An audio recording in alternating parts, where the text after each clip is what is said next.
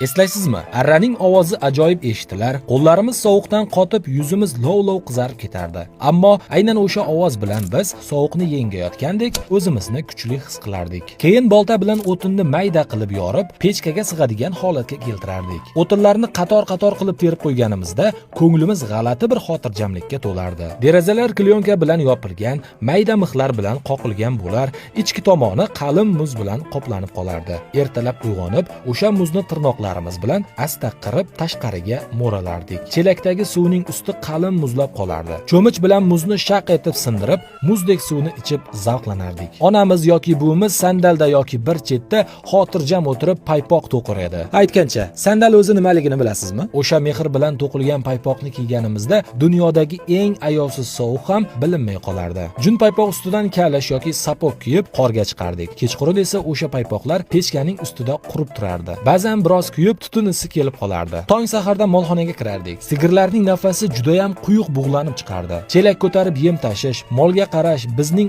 oddiy ammo haqiqiy hayotimiz edi. Kechqurun eski televizor yoqilardi. Hammamiz bir ko'rpa ichiga kirib olib, jim tomosha qilardik. Tunda qishloq sukunatga cho'mardi. Uzoq-uzoqlardan itlarning hurishi eshitilib turardi. Uy ichida sarg'ish chiroq yonar, derazalar bug'langan, eshiklar sovuq edi. Ammo shunga qaramay, aynan o'sha kunlar qalbimizdagi unutilmas, eng issiq xotiralar bo'lib qolgan. Xo'sh, sizda yoshlik qanday o'tgan? Yoshlikka bir lahza qaytara olgan bo'lsam, bitta like bosib ketishni unutmang.